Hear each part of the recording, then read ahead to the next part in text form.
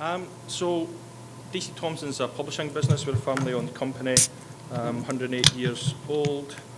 Chairman's still a direct descendant from the original owner. Very conservative in terms of our approach to market. We publish magazines, newspapers, hence the cartoon character there. So what I wanted to do was take you on a sort of journey of where we've been in social media, not necessarily from an organisational perspective, but how our employees are adapting to social media and the risk that that's bringing into our business. Can I just ask everybody to put up their hands if they do not have a social media account? Okay, so we've probably got about 10 or 12 in the audience of about 100 here, so about 10%. I'm going to start with a quote and I'm going to finish with a quote. Common sense is not very common. I love my job. I think my job is about teaching employees and teaching business partners about common sense. That's what a lot of security is about. Unfortunately, that's usually left at the front door when they come into the office. They're quite commonsensical outside the business, but there's this veil that comes over them when they come in the front door, and all that common sense disappears. So my job is to put that back into them. What are our customers saying about us? When we go out, we're looking to see what our customers are saying about us in terms of social media. This is a Facebook page that no longer exists. That's one of our products. And people that didn't like our products set up a Facebook page saying our product was terrible. Now, I want to know about that, because if I don't know about it, I can't do anything about it. So we can look at that, we can engage with the people, or we can take it down. And our route's usually to engage with those people and turn them around, or listen to them as an organisation and say, actually, what don't you like about a product, and use that as a lever to improve a product or service. Other people using social media, this is BT Care. This is BT using social media to interact with users directly. That's that point at the end, Kieran MCH, thanks for taking my call. Let me know how the appointment goes on the 16th. The individual then goes back to the organisation and say, BT's nothing's changed at our end. Please could you call the bill payer, Mary, tomorrow, 4:30, and here's my username. So they've now got an account with BT. I know their username. I can drill through their Twitter profile, probably find their address, know that they've got an appointment at 4:30 the next day. I can turn up in a BT uniform and I can probably be in that door. So what you see on social media has a real physical world impact as well. What are our employees, customers, and partners saying about us? Again, DC Thomson have got a staff page, not authorised by the business at all. I don't particularly like some of the stuff that goes up there. Not a lot I can do about it. It's people doing stuff in their own time, making their own opinion about us. They're not infringing our copyright. So we've got to manage that in some way. Again, similar number of friends that used to work for DC Thomson. It's amazing the amount of information that's outside DC Thomson. They seem to know much more about the business and how it works than I do working inside the business. But social media is a great way to identify what's happening in your own business in some cases. These are people that are coming to interviews. This is a person who hasn't even started working for us. They've come to interview, they've been awarded a job, and they haven't started with us, and they're already telling the world what job they're going to be doing and which of our assets they're going to be working on. Start job tomorrow, can't get on with the challenge. This is, just back to what Martin said about contractors, this is not an employee. This is a new £25 million press that we've commissioned in Dundee to print our newspapers. That was a contractor that's nicely taken a picture of our new press, put it up on the Facebook page under the DC Thomson link, and told them what version of the press it is, what it's going to be doing, and what products we're going to be printing on it for competitors of ours.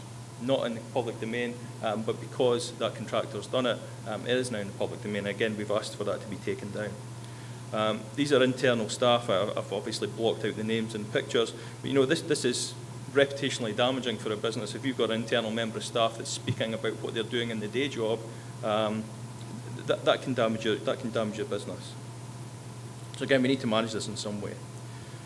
What we did in support of the Get Safe Online week last week is that we carried out a couple of social experiments. The first one was around LinkedIn. We set up this fake LinkedIn account, sent it out to 50 employees, and you can see it doesn't even have an image there. Sent it out to 50 employees. Within one day, 19 of those 50 employees had accepted the link from Matthew Elliott, who didn't exist and didn't work in our organisation. Within a week, we had 28 employees that had accepted that. Over the period of time since last October, 62% of the people I send that to have accepted it. The first link was accepted within 5 minutes of me sending those invites out. We put a white paper together. I wrote a white paper. We sent out to the 50 employees, not naming and shaming them, but telling them what we'd done, why we'd done it, what the risks were about linking to social media accounts, that you didn't know who the owner was. And we sent that out 14 days after the event. After the white paper went out, 3 people still accepted that link. You know, common sense, where is it? It's clearly not in those people's minds. How did people accept those invites from LinkedIn? Well, it's quite interesting. 89% of those people didn't go and check the LinkedIn profile, didn't look at LinkedIn at all. They just blindly accepted the email that had come out from LinkedIn saying, please connect to me. 11% of people did view the profile, and even though they looked at the profile, 2 of the 3 of those people still accept it in any case. So, you know, easy way to infiltrate groups of people and then start socially engineering them. So I went out to an individual in the organisation and I said to him, you know, you've now linked to this page. And he said, well, it doesn't matter, there's nothing on that page that you wouldn't have seen anyway. I said, well, actually there is. I didn't know your date of birth, now I know your date of birth. I didn't know your personal email account, I knew your work one, but your personal email account was on LinkedIn. And he came back to me and says, you can't find that information. And I had to take a screen grab and send it back to him by email and say, don't you understand what LinkedIn is? None of these social media tools come with manuals.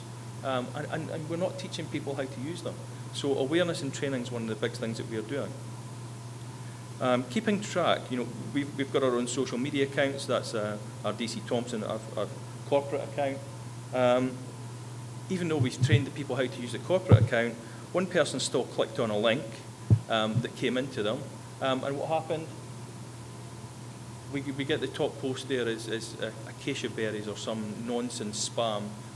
Because of a user clicking on it, it's got in, it's understood our password, it's gone and posted out direct messages to all our followers, and again, reputationally pretty damaging for us. Not necessarily a security issue, but very much a reputational issue. Martin just mentioned some of the tools. That's a tool that we use. Sorry, it's not going to open up. That's a tool that we use. We can look at all of our brands and see in real time what people are saying about us, and we can monitor it in that way. That's a free tool called Monitor, but there are paid tools as well, and we can look across all our brands and see what people are saying about us and respond to that, because social media should be a communication. It shouldn't be just putting marketing out there. It should be listening and then reacting to that in a positive manner. Again, Twitter allows you to do that. So if you own the DC Thompson account, you can set up Twitter email alerts, you can set up Google alerts, you can set up alerts on Facebook. So if somebody is speaking about your brand, you're automatically alerted about that, so you can take action or take appropriate action. Where's it done well? I think Walmart's actually changed this page since I took the screenshot, but what Walmart had done well, and what we are looking to copy in a certain way, is be open and honest with your user base. So put on your corporate page, what are your official accounts? That means that anybody that sees something about your business or your brand that hasn't come from one of those accounts, it's not your business's opinion on that matter. So let's teach the world what our opinion is and allow them to follow that, but discredit anything that's not our opinion or not come from an official account. Case law has been quite slow to catch up, so whilst a number of people in our organisation, and probably most of your organisations, have met with the disciplinary process as a result of social media, there's not that much gone to case law. So a recent case that went to the courts wasn't really dealt with because the person, Mr. Smith in this case, had taken it to court because he'd been out of time from an employment tribunal perspective, so the courts didn't really make a ruling on that. Chris versus Apple Retail Limited, that's an individual who worked for the Apple company, Apple Limited. He put some derogatory comments about the brand online, and because he signed up to the social media policy and that was felt to be a reputation damager for Apple, and then he was dismissed, and the tribunal upheld that case, so he was dismissed fairly. Priest versus JD Wetherspoon, I don't know if you heard about this, so this was an older case now. A pub manager had an altercation with some staff. She was still on duty. She posted some derogatory comments about the customers, I should say, and somebody complained about it. Internal investigation, the lady was dismissed.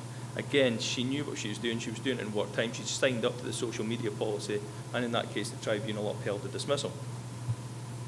But in Whittam versus Club 24 Limited, this was a junior employee who worked for an organisation that had a relationship with Volkswagen. She called her colleagues derogatory comments online. She was dismissed, went to tribunal. Because of her position in the company, and the tribunal felt it wasn't necessarily reputationally damaging because of that position, she was dismissed. The appeal was dismissed, and it was classed as unfair dismissal. So case law's slowly catching up, and we can look at that, but there's no clear direction in case law and social media yet. Best practice.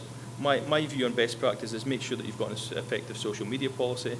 We've got a social media policy that has gone round the houses a number of times before we applied it, and we had stakeholders from all around the business feed into that social media policy. So it wasn't me sitting in the centre telling everybody what the policy was going to be. It was a collective agreement. We educate all our social media spokespersons on both content, tone, and the tools that they're using before they are allowed to touch social media, just as you would any other person that was speaking on your behalf from a press perspective. You wouldn't let somebody go and be your PR face if they had appropriate training, and we do the same in social media. We make sure that all employees familiarise themselves with the policy. We review the social media content outside, and where we need to, we take action as well. This was, again, on the back of Get Safe Online. We did another little thing. I gave this presentation to all staff, and we've also been out to schools and done this as well. This took me 13 minutes to undertake, and I'll quickly fire through it. I did a search on one of the Facebook sites, and because I'm from Dundee, we just did a search for the word Dundee. I quickly found an individual who was coming back to Dundee for the weekend, so immediately I knew he wasn't going to be at home that weekend. Found his Facebook site, all public information drawn from the internet. Wouldn't want to meet him on a dark night. That's Peter Maroney, sitting at work on a Sunday. That's his address, all available on 192 for a small paid subscription. I was able to use that address to go to Google Maps. There's his house.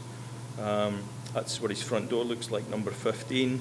There's another picture of his house. And Google are really, really good when they do Street View to get rid of car registration numbers. So I wasn't able to identify his car registration number, but they didn't block out his taxi registration number, which is 2832, and the company which he operates a taxi for. So again, it was easy to get that data. That's his organisation. I've now got a picture of him in his organisation, his car, his taxi number. I can get further information about that. He's linked to his sister, that's Diane. Diane lives in Dundee. That's Diane in her front room. Diane got engaged last year, 22nd of August. Congratulations, Diane. I knew that because I know her date of birth now as well, because somebody told me that that was her birthday on 18th September. Again, address is in there. I'm not going to show that. She's got a little baby due 3rd of November last year. That's the baby's picture before it was born. Aidan was born a week early. He's now about 5 months old. And that's Diane, bizarrely, in one of our archives for one of our newspapers. So it's not all about social media, it's about putting that information together. How to protect your privacy? It's easy. The tools are there. They're not easy to find. They're not easy to do. But you can still use social media and protect your privacy. So I'm not a great fan of social media in my personal life. I've got a Facebook account, but it's limited to 16 people. So it's friends and family I want to communicate with around the world. And it's a constant battle to keep up to date with those. I think the biggest one that I say to staff is that we run newspapers, so it's an easy simile to make. If you say something online and you're not happy with that appearing on the front page of our paper that goes to 80,000 people, don't say it online, because it will get out eventually. Finally, that's the end. I guess why common sense doesn't apply to social media is that we're waiting on that next century. Now, we don't have the time in social media terms to wait for the next century before that becomes common sense. So we really need to go out and take that message out to our employees, and beyond that, to make sure that they've got the training, the awareness and the education to use these tools appropriately. Just my final slide, which I'm surprised about. Yesterday, the Chancellor went online, set up a Twitter account. That's his Twitter account. I can't believe he's got 35,000 followers, having only tweeted 4 times. But and clearly can't multitask either, because he wasn't tweeting yesterday as he was reading the budget, as the last one says. But again, if you look through George Osborne's profile, you can see who who his followers are, and you can also see who he's following, and you can start to build up a picture of why he's following. I mean, the Evening Standard's not one of his companies he's following.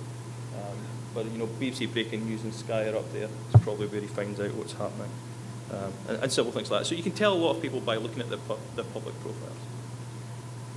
Thank you very much. Thank you very much indeed, Graham. A very interesting site.